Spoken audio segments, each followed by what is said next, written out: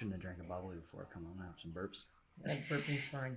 Let's be really, really human. Speaking of burps, have you tried that new LMNT sparkling? Fucking love it. Yeah, I wish they threw a little caffeine in that thing though. Then I'd be ripping. Anyway, so I'm like 5 bookmarks open right now. Tab. Yeah. Close out some tabs. Don't. We got it. We're good. So men will unconsciously add metal to their voice with another man, or they'll come up higher tone, or come down lower tone if it's just like talking to a female. It's like the same kind of angle thing. It's like I'm not a threat, or like wanting to show that establish dominant, like dominance, hierarchy. I heard that Chris Williamson, he's like the big podcast guy on Instagram or social media, whatever. He had that on his thing the other day. You should read Sex at Dawn. Sex at Dawn. Have you read this? You're not the first person to recommend it to me, and I have not read it. I have it. I'll give it to you, and you can give it back when you're done. I got a long book list I got to get through, and I would appreciate. You're not dead yet. I'm not dead yet. Not yet. Okay, I know you guys are rolling, so we can definitely capture all of that. Oh, great. So today I have the great and sincere pleasure of having James Lascara with me on the Elemental podcast. And as always, completely unscripted, ready to roll from an organic space. Lots of conversation to be had about health, vibrancy, what I, in this moment, assume are some foundational and relational aspects that create optimization in one's life. And the conversation, again, as always, is about investigating where we might have overlap, where there might be what's known as a delta, divergence and tension, where we might divert completely into a topic that, while related, doesn't fall into any clean classified bucket, because of course some of the joy is the play. So James, I always give people a chance on the cuff, so off the cuff, to do your bio. What do you feel is, first let's do a little, this is me gratuitously touching, so we get a little, thank you, Annette. Yeah, he's like, hands up. No, it's okay. So okay. Tell us a little bit about you, and we just got a peek at what is your current business title, the Elite Investor. So work that in, because you got the t-shirt on, so we might as well fucking give you the props. All right, sure. First off, thank you for having me. I'm honored to be a guest on your show. We're friends. Yeah, thank you, seriously. Yeah. So I'll start off with childhood. Grew up in Charlotte, North Carolina, middle of 3 boys. So I have 2 brothers, one younger, one older. Always felt like very driven as a kid, and took that right into college. Swam at the Naval Academy and graduated from there. Went right into the Navy, and I'm in the process now of getting out of the Navy, which will be August 2025 when I'm out. So at that point, I will have spent 15 years in the Navy. It's been an interesting time. I've enjoyed it. I've learned some good things. I've learned some bad things. Learned a lot about myself, learned a lot about leadership. So I'm thankful for it all. And the process of realizing my path to get out, when I moved to Tampa in 2019, I started taking a much more focused approach to financial freedom, and really the mechanism through which I found that was real estate investing. So over the past 4 or 5 years, I've built up a few different brands within real estate investing, but in general, it's all just real estate investing. So, okay. And I know this because you've shared it with me before. Active SEAL, and I don't have the depth, clearly, not being in the military, not being a SEAL myself. Is there a period of time in SEALdom that you're more active in the movie star way that we think of SEALs, and where are you now with that trajectory? I mean, 15 years for I'm flirting here openly, like you're a relatively young man. Yeah, 36. Yeah, so 36. Yeah. Is there such a thing as a more active segment in SEAL?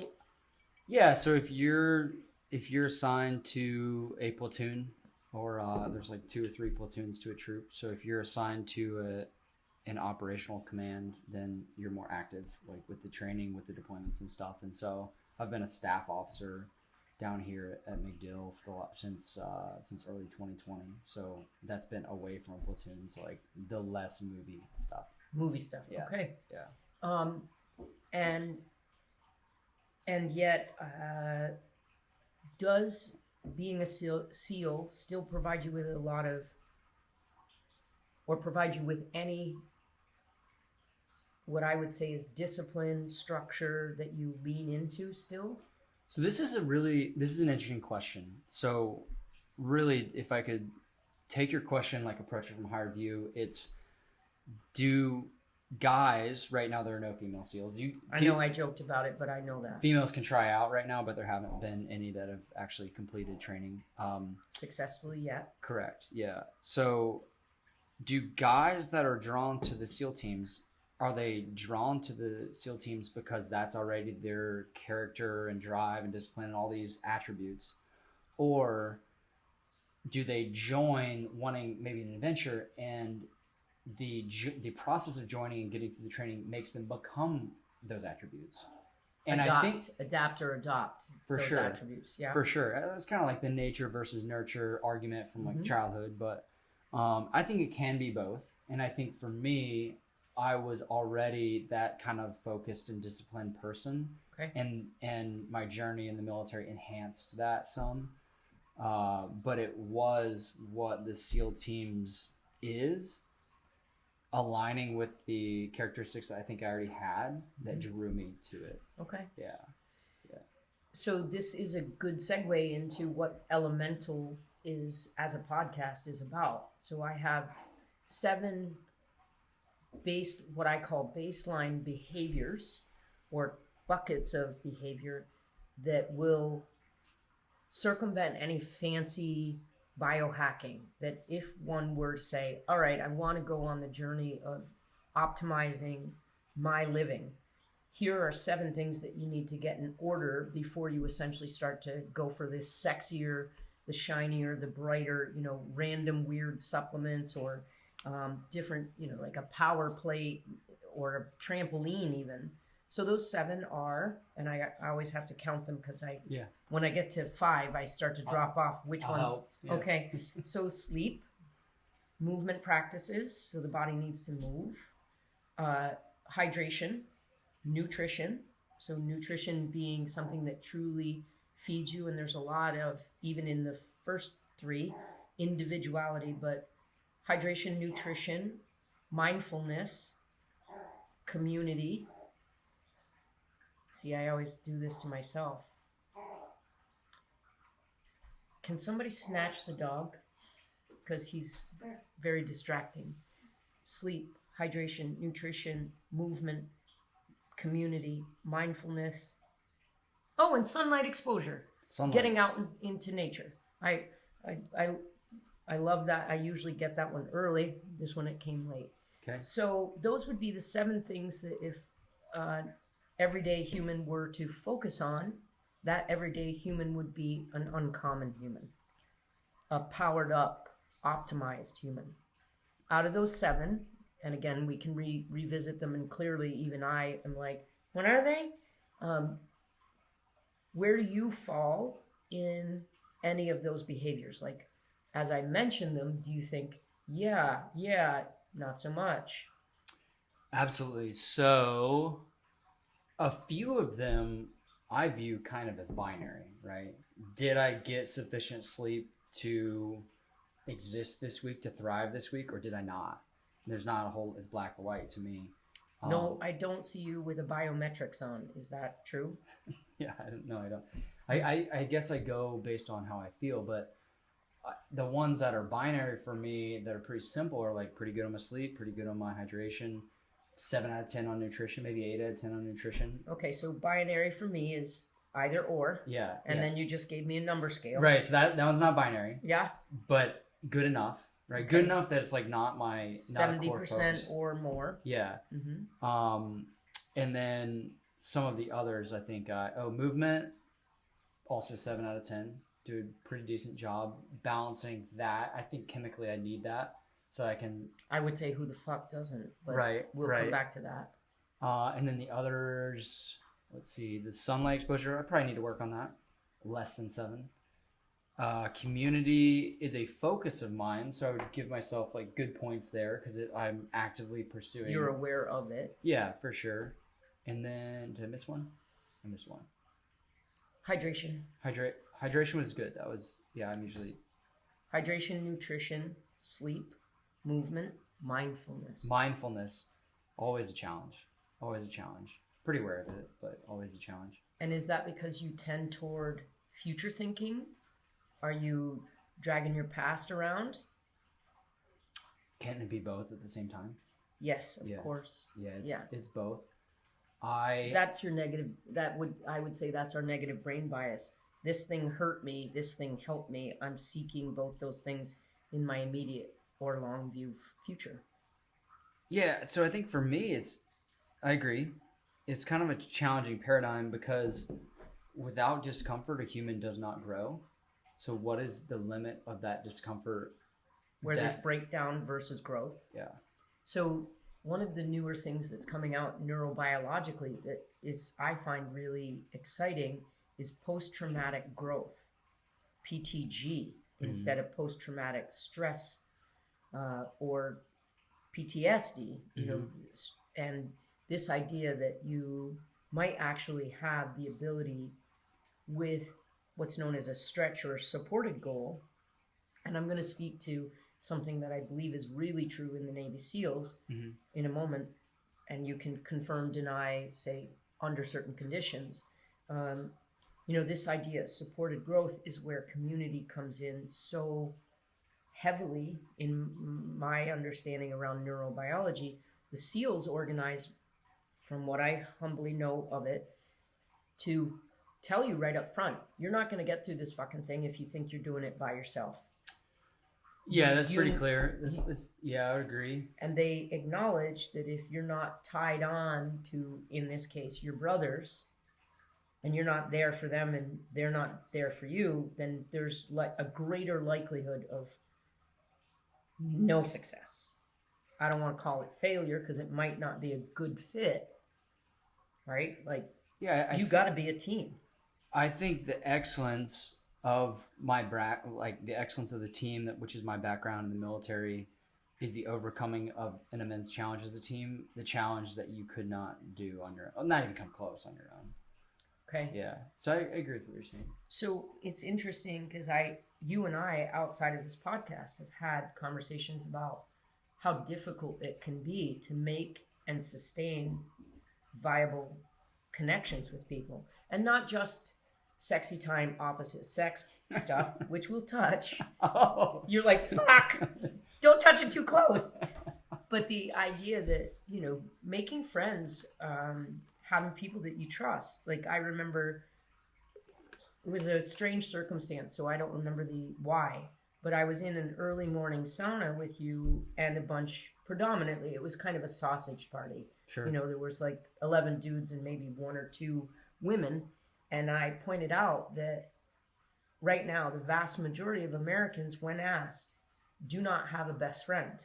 Yeah. And the question I asked that morning was, after sharing that recently offered fact out into social science, like Americans are missing friendship desperately in their lives.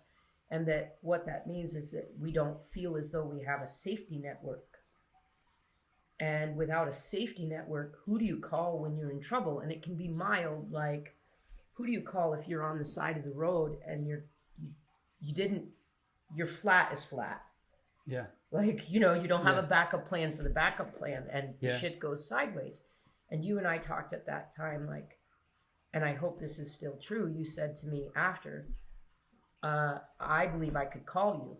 And I absolutely believe that's still true for me. If you called and I saw your name pop up, I'd be like, I'm ready, whatever it is that's coming. So how do you find outside of SEAL teams? Because that's almost a forced setup. right? Your life fucking depends on it. You better develop a connection with these cats, or it's likely to be really hard to achieve a goal, a mission, and get out of that thing alive. I think that's true in a milder sense in our society. So what do you do now outside of SEAL teams to build that? I have a few things here, and I didn't want to interrupt, so let me go back to a couple things that you were saying. You used the word forced, and that community is a volunteer community. You have this shared experience of getting through a very rigorous training process, and so from that point on, you can trust the resilience of another man that's next to you. Strange that it's called buds. Yeah, basic underwater demolition seal. I know, but you got a buddy. This is a bud. Yeah, just a coincidence. Yeah, sure, but maybe the universe is funny, James. So I don't know. I guess I would delicately disagree that it's forced, because it's always volunteer. Like, you don't want to do this anymore, like, you can be off the team. Yeah, you can ring the bell. Yeah, but even in a platoon, like, if you are not carrying your weight, you have guys like, we kick them out, right? Like, you're not a contributing member of this team. We don't want you around. Get out. Time to fuck off. Yeah, nothing personal, just fuck off, seriously. So relating that to personal life, like post-military, I think I look at people's behavior a little bit more than I probably listen to what they say. So I'd say give everybody a chance. Like, give me a chance to get to know you. I'll give you a chance to get to know me. But I think I notice pretty quickly when somebody's behavior is not consistent with what they say. And for me, I just have no desire to associate with that person. It's more efficient for me to just be like, I was about to use that word. Well, and this talks to something in my own being that I struggle with, which is idiot compassion. Idiot compassion? Idiot compassion. It's a thing in Buddhism that's this is the seesaw of discernment and ignorance. Yeah. So wisdom and ignorance, wisdom and ignorance. Compassion is something that we want to extend. Hey, I saw you fuck up there, or you slipped, you took a knee, you went down, whatever, or you said you would deliver and you didn't. There's likely a backstory. And yet, how many times do you listen to somebody's backstory before you're like, it's not backstory, it's character? Yeah, that's the challenge, right? Like, everybody's human. Where do you draw that line? I think you got to do that for yourself. I know I have a pretty high standard for what I want around me, who I want around me. And would you say it's true that take a look at the 5 people that you spend the most time with, and you'll be looking at your future? I think so. Yeah. Do you have a couple people you can mention? I get it that you don't want to be asked for the full list, because after you leave this thing, you might be like, shit, I should have said Bob, and I didn't. Yeah, I probably won't name names. But fair enough. You could say me, lie a little bit. We haven't spent that much time around. I know. Yeah. I'm busting your nuts. I would say, let me just name a few traits of those people. Great. I think they're reliable, not always available, because they have a lot of effort usually running their own business. So right there, you've qualified, you generally tend to align with people who are running a business owners. Is that true? I'm just checking. I think so. Because you're in the same struggle. Yeah. Right? So yeah. Okay. So one of the criterion might be somebody who's got a business of their own that they understand, not always available, reliable when needed. Keep going.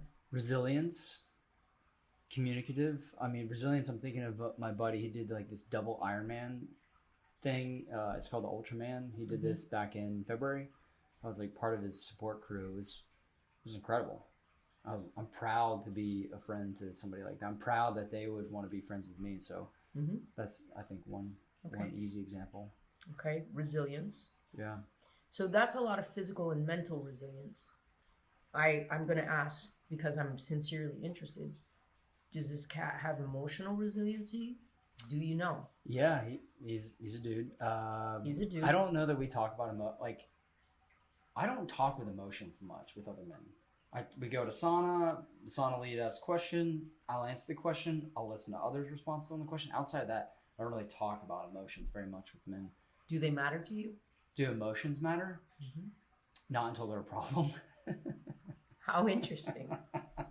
Topic for another podcast. Not until they're a problem. What makes emotions problematic, James?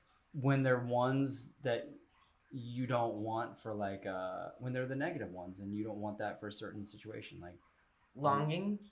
I'm sad. I'm sad over this, and I wish I could just push through and be happy. But that's not real. I know that's not real. Thank you. Still Thank wish you. it. Yeah. So right. Okay. So you've got resiliency, reliability, but not necessarily availability, which is very generous, truly. So reliability, resilience. What are some of the other characters that allow people to be your safety net? Communicative. I think I mentioned that a second ago. So when I think of communicative, I think like I'm not perfect and they're not perfect, and we can have a conversation about that. Because I think they've demonstrated their behavior consistently over enough time to where I accept their non-humanness, and I accept that they are at a level where I can trust them. That trust is established. Okay. So communicative when it's not always easy. Okay, so that's known in my world as contingent communication. You send somebody a text, you leave a voicemail, an email, you write a fucking note. They get back to you in a prescribed by you mental time frame. What's your time frame? It depends. I think it depends on the person. If let's say I reach out to I don't know if my parents, I don't know if I spend enough time that they're in the 5 or whatever, but if I communicate with them, like I probably expect a response quicker than if I communicate with a buddy who I know is running 3 businesses. So the other thing too is like sometimes people forget completely. And that's part of that communication. It's like, how many times are you gonna try to follow up or try to communicate with somebody before you realize like it's not really appreciated, and the way you know it's not appreciated is because it's never reciprocated. So if it's something important, something like truly important, and I know they're not like crazy busy or something, more than one day is like, I think that's kind of rude. Yep. Yeah. Lack of civility. Yeah. Okay. And or you're not on their priority list. Sure. Yeah. Okay. What else falls into the character traits that make it possible to be in your future 5? There's a lot of things. I think the ones I've mentioned are pretty good, like non-negotiables. Okay. Here's one. Like they pursue a challenge.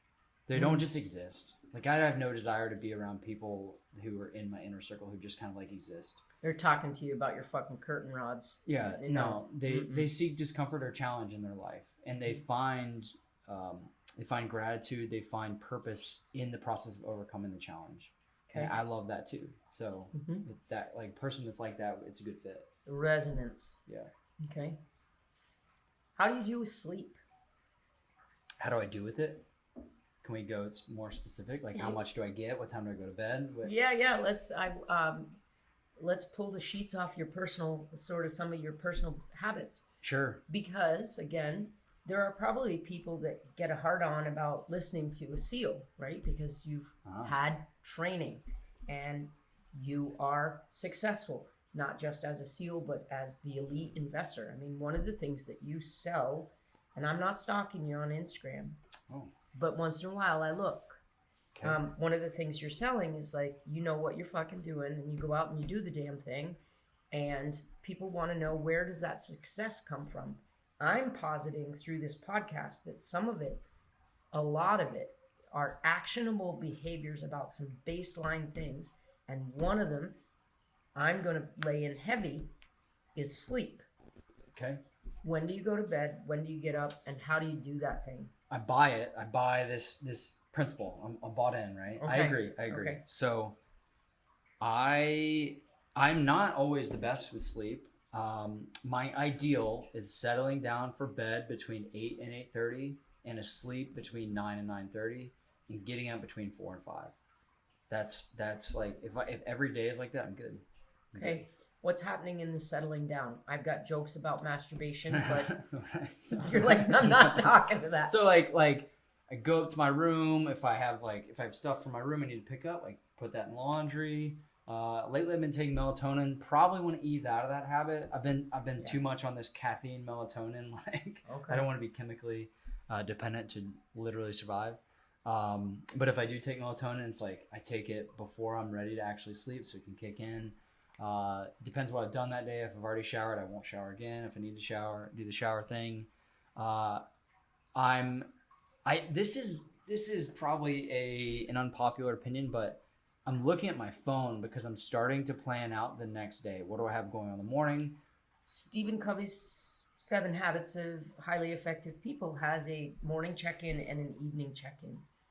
If I were to give you, and it's unsolicited, so you can fuck it out the window, any advice, it would be to not do that on the phone, but do it on like a legal pad or on a piece of paper. Write it down. Because what I'm hearing is you want to empty your head.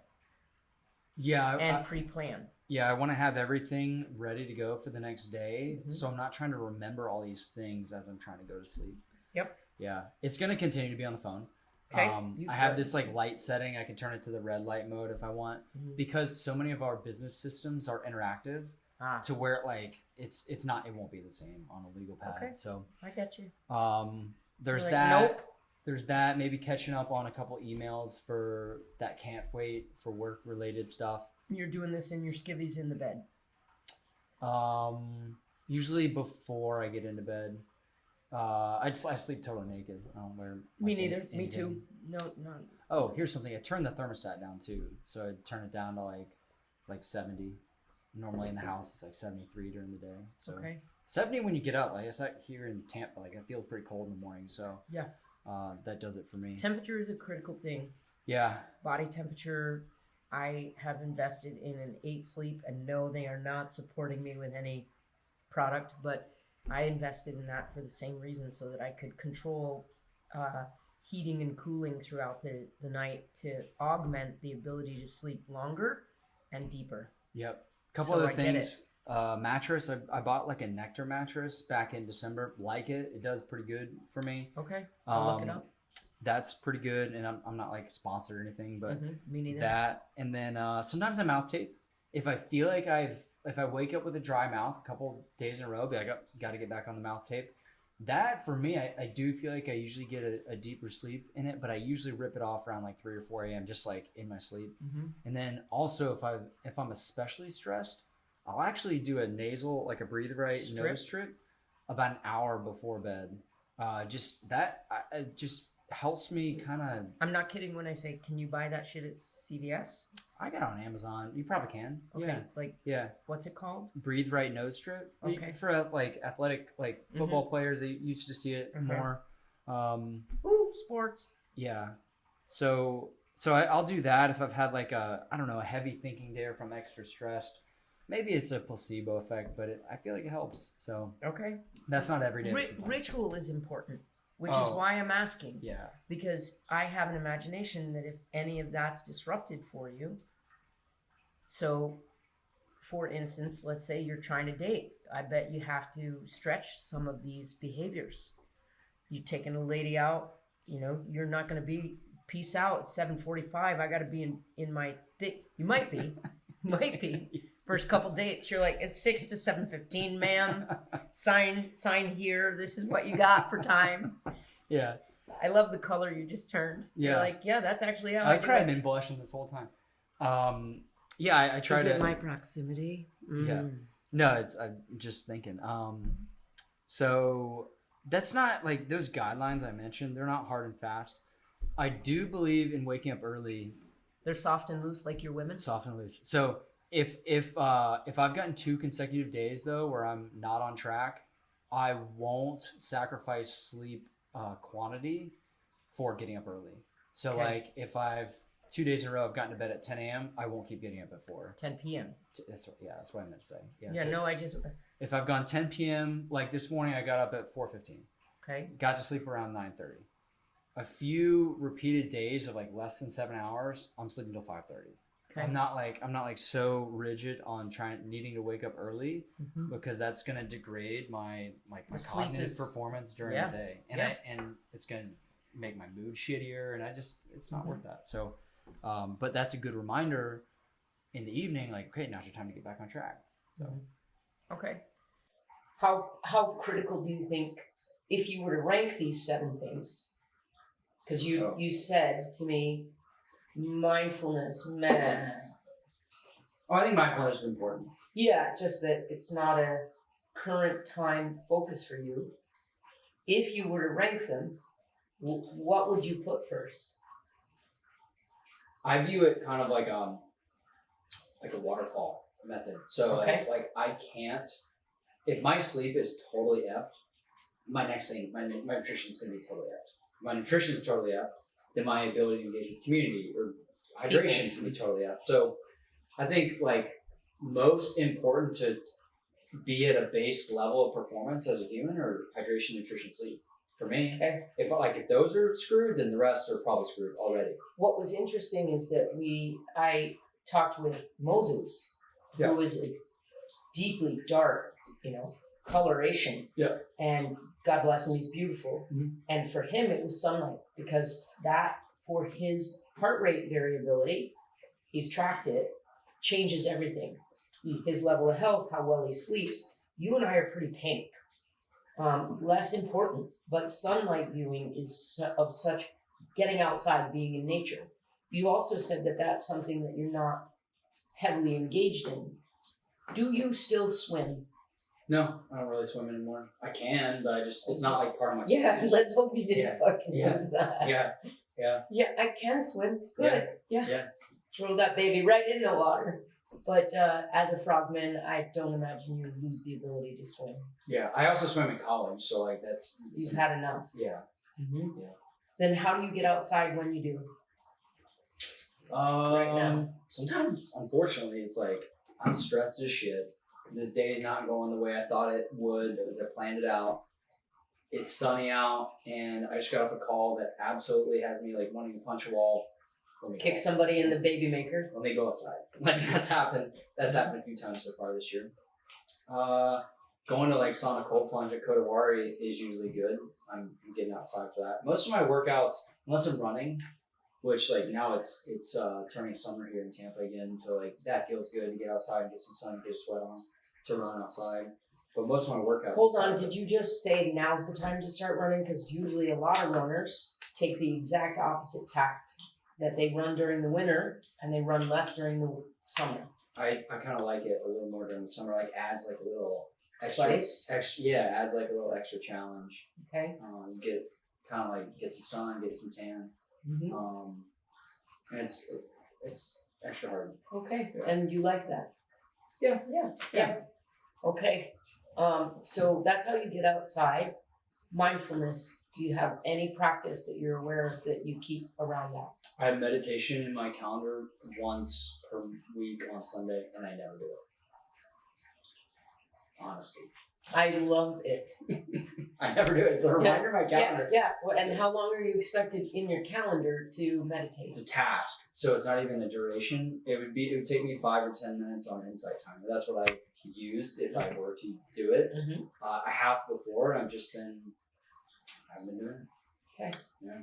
This. And why did you make it a task? Because I have many imaginations. Why did you make this as a high performer, as someone who excels, who's got an elite brain, knows how to invest? So investment in what? That's part of why I'm asking. Why did you make that a fucking task that you don't do? Well, I wish I did it. I know. If it was important enough to me, I would. Okay. How come it's on the task, but it falls off? Because I've allowed other things that I believe to be more important to take the place, or I haven't been diligent. I haven't been disciplined on doing that thing because it is a benefit, maybe a marginal benefit. So okay, this will be the embarrassment publicly for me to get back on. This will be this because let's call it a catalyst. Catalyst, great. Let's not make it shame based. I don't want you to be shame based meditating. Yeah, I'll be meditating tonight. Okay. Reminiscing about this name. But yeah, catalyst is good. I think meditation is good. I think I also I get my mindfulness. I used to go to Kotawari, like sauna cold plunge every day, religiously. I had like a schedule. I've kind of gotten off that. Lately I've been doing 3 to 5 times a week, which is kind of the sweet spot. I notice after 3 days, let's say I go on a Monday, Tuesday, Wednesday, Thursday, I don't go. By Friday, I'm like, I am aggravated. There's a thing for me where if I don't hit you're not alone in this. Yeah. So that is a huge mindfulness for me, which like during those sessions, we're doing some community sharing. We're doing the breath work. So that's also some meditation, but I also need to be doing it on my own. Small. Yeah. It has, I believe it has value. And mindfulness doesn't always mean ass tacked to a cushion on the ground. Mm-hmm. Some of it is just a pause to feel for where your body is energetically, as much as intellectually, as much as like who are you in a relationship with now. You know, can you relax around the circumstance that you're in enough to embrace it? That's mindfulness. So, you know, again, I would say to you, because you are, and we've had these conversations, like you've shared with me frustrations that sometimes you just can't fucking shut your mind off. Right? I think this is a beautiful share because again, there are downsides to being driven. Yeah, no question. So, like finding what feels like relaxation, I bet, is ass chapping on some level to you. I have this problem. I'm not laying it on you like, oh, James, you're a fucking nightmare with this. No. If I'm not busy, especially if I've had a run of a long bout of being super busy for a variety of reasons, just falls in that way. And then I try to come off that level of busy and to relax. It's irritating to me. I find a lot of irritation and I have to witness my own sort of impulse to go find something to fucking do that would tell me that I'm being productive just in case somebody opened my door or asked me, what'd you do today? And if I come back with fucked off, I don't know that it's shame, but I am reluctant to be seen relaxing, especially if I've been running hard. I can definitely understand that. I can relate to that. For me, it's less, I do care. It's easy for me to say, I don't care what other people think. I do care what people think of me. But I don't do a lot of what I do for any of what I do for them.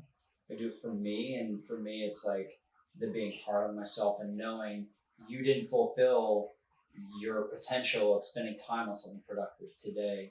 A while back, the friend who did the double Ironman thing, about 2 months into having met him, he was like, you're wired different. Like, to you, winning is more fun than fun is fun.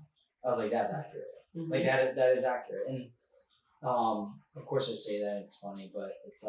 No, I think there's again, if we unpack that, what does winning look like, right? Because I'm going to bring it back to Elemental Podcast, because here's where we sit. Like, what's winning look like?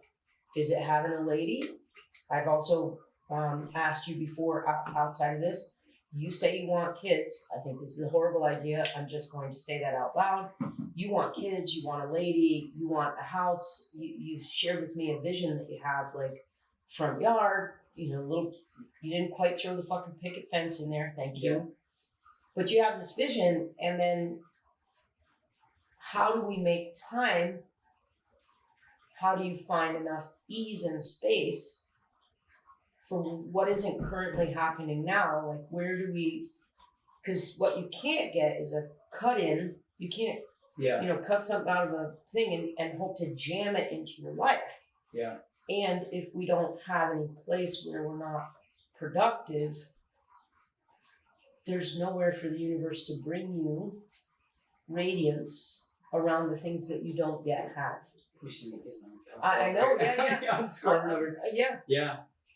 I think like long term those things would be something I would enjoy, appreciate, but I'm not living my life right now in a manner that's conducive to those things. So then it's the question like, well, if you want that, then you need to change something. I know that. I love that, and I love that. That was the Lascara nod right there. Yeah. I know that. Judiciously, you just nodded. Yes. From a sage place within yourself. Yes. I don't think I'm any wiser than anyone else. No, I love. There are many things I like about you. I love what I just saw. Right? Like, yes, I hear you. And so this idea of what makes us healthy, community. Do you believe? And here we go. I'm going to go right out into the fucking hippie. Let's do it. Okay. Do you believe that there's an inner circle where it's a one-to-one manifestation, and then there's circles beyond that of community? Do you need to know that there's a person, that you have a person? Because I know right now it doesn't appear that that's a thing. You're saying it's not my highest priority. Is it in your awareness, thought process, belief system is probably a better word, that there's a unique person for you? And there's only like one of them? I'm asking, I think there's probably like, let's go with 1,000 that could pair well with you, and the motherfuckers are scattered over the globe. I think that's a thing. I believe that. Okay. Yeah. I think it's who you make it work with. But I'm like, I'm single. Like, I think asking me, like, how these things work is not, I'm not a qualified source for this stuff. I'm speaking to your desire more than your wisdom. Yeah. Yeah. And a belief system. Yeah, I think there's a combination of the right attributes and value system in a partner that have to align.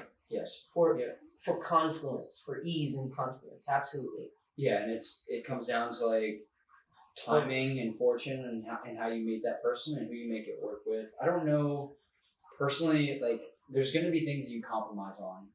Like nobody's going to match 100% of exactly what you want. I think to think that's possible I think that's a setup for suffering. Yeah, reckless maybe. Reckless. Ooh, good one. So I think it's like, well, what are the things that are super important to you? And what are the things like, okay, you don't necessarily love that, but you can tolerate it. So okay. Yeah. So you ranked sleep as really, really high in the waterfall. What do you think? Is there anything in the 7 that I've given you that you would replace with another behavior? Anything in the 7 that I would replace with another behavior, like? So we've got sleep, nutrition, hydration, movement, sunlight exposure, mindfulness, and community. Are any of those 7 something that you'd be like, you know what, I think that's got less importance, and this other thing ranks higher for me in the high level of productivity I expect from myself? Yeah. So I would say for me, I take the sunlight exposure, and that merges with mindfulness. They are directly tied. Like if I'm being mindful, I am getting sunlight exposure. If I am getting sunlight exposure, I am being mindful. So it's almost like the same category for me. Mm-hmm. And then the thing that takes its place is like this hybrid, like goal setting, visualization, executing an action plan. Like that's one. That's one. Yeah. So I have to have that. Okay. Because otherwise, nothing gets done. Is that too extreme? Yeah, it's pretty accurate. Like I love that. I thrive on that. It helps me feel purpose. It helps me feel fulfilled. It helps me bring value to others, which contributes to the community thing. So that is all like that is my 8th. Okay. Yeah. What are the communities that you continue to draw on now? So I created, as a result of like requests for mentorship in the real estate investing space, I created a community that people can join in the last quarter of last year. And now that's about 60 people strong. And so people pay to be a part of it, but it's really great because it is a place where like I can engage with others knowing that they are committed to their growth as an individual, as a business owner, as an investor, all these things. And so it's a really great ecosystem that we've kind of curated because we're putting these growth-minded individuals together to accomplish more than they otherwise would. Enhancement. Yeah. Best practices. Great word. Yeah. So that is where I spend a ton of my attention, energy, and focus these days. Okay. Also, like your community in Kodawari, I feel like when I go there, I can detach. It's like the one of very few places I think in my lifestyle where I can detach and be mostly judgment free and just like be who I'm going to be there. Okay. So that's another community that I like to be around. And then I'll go for runs here with like different friends or go for like to a run club and that's a different community where people are like sharing something. Yeah. Okay. Three right there. Okay, that's good. Yeah. In a minute we'll get ready to go outside and do a cold plunge together. Yeah. I've got questions for you in there too. I'm ready. Yeah.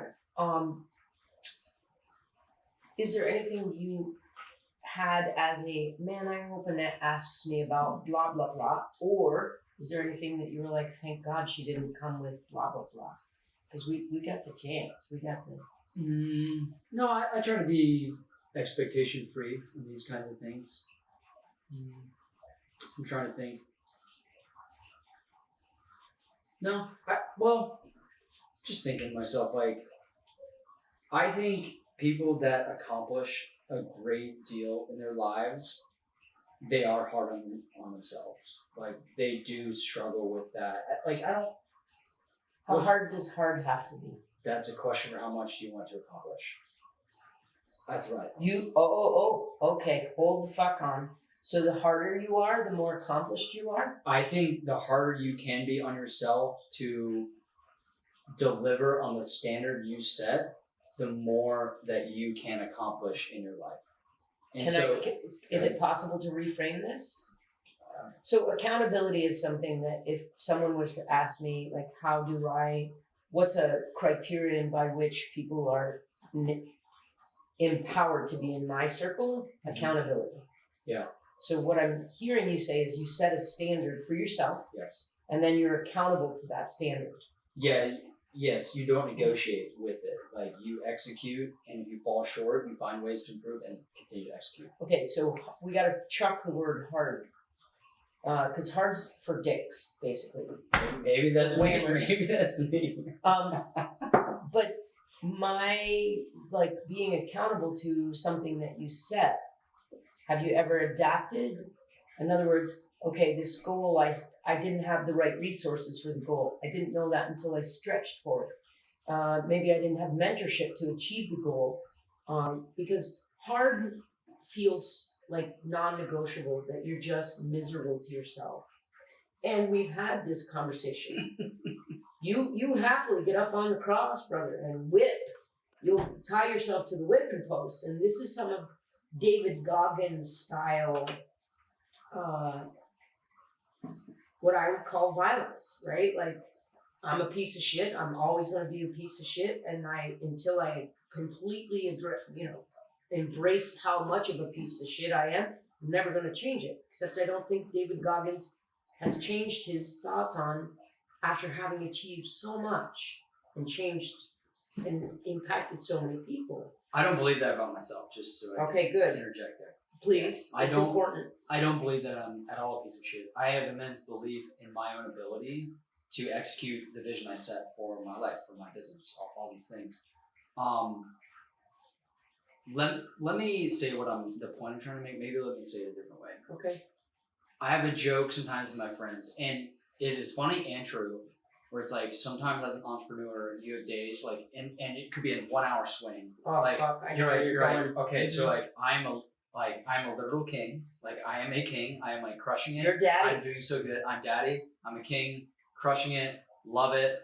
To like, I am a fucking piece of shit. I suck at this. Like, how could this have happened? I didn't see this going this way. And I think for me, like, every day.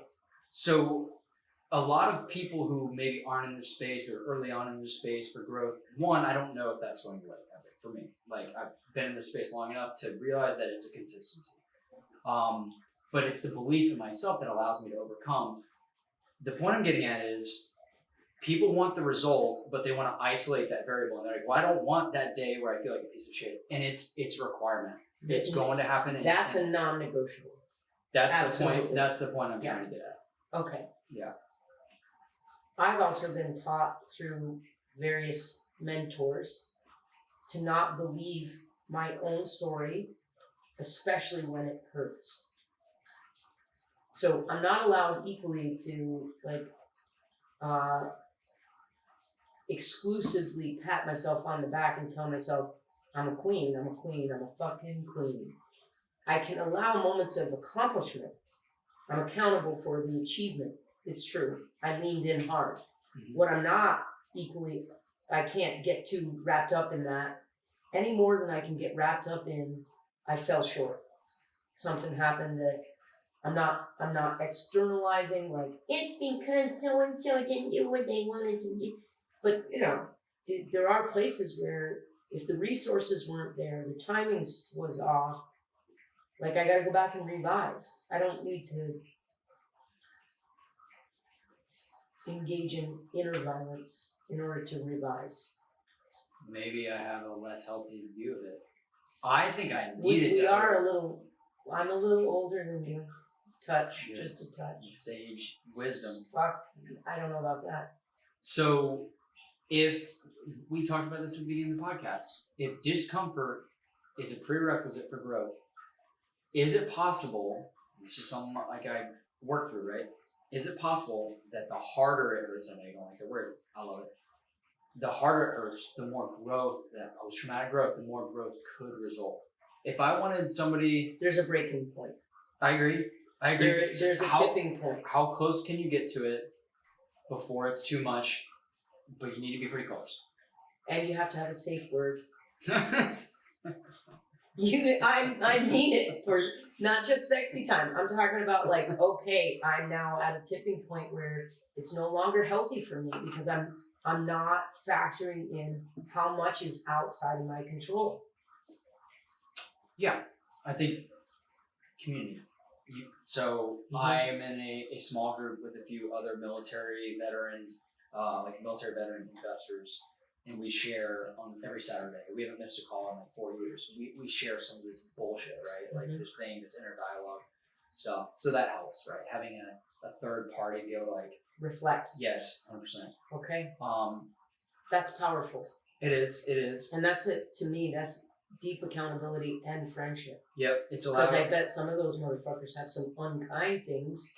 If you weren't steeped in the traditions that you were collectively steeped in, and you just jumped into one of those calls, you'd be like, well, fuck me. Yeah. Because I bet there's no punches pulled.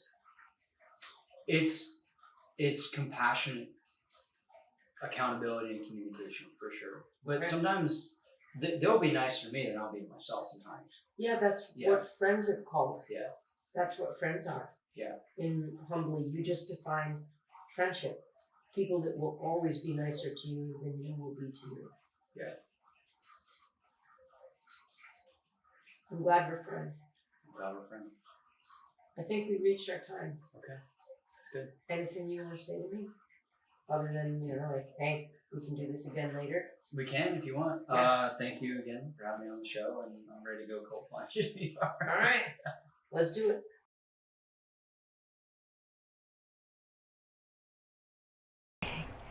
Woo! How's your balls, brother? Fine. Okay, here we are with James. James a frogman, so this doesn't bother him. My clam, on the other hand. So, tell me 4 things that you've done in your life that felt like a risk. Going to the Naval Academy. How old were you?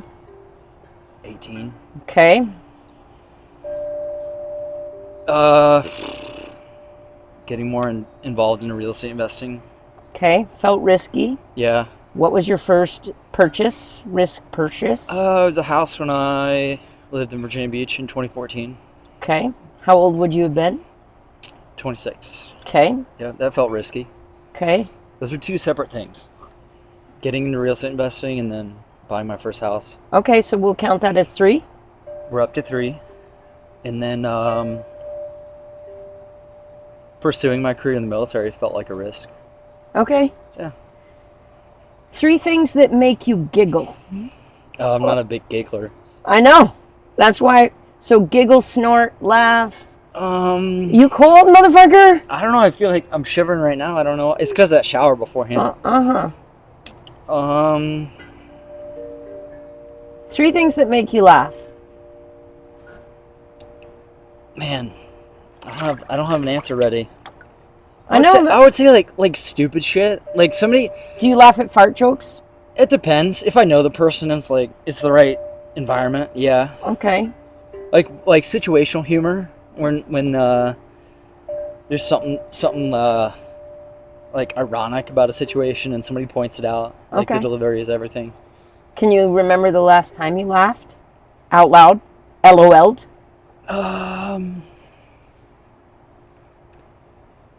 Yeah, hold on. It was the other day. It's probably today. Like just the irony of like having to do all those mailers, and it was just like a pain in the ass. And you're like, okay, this is ridiculous. Yeah, just like a ridiculous situation. 2 things you'll never eat again.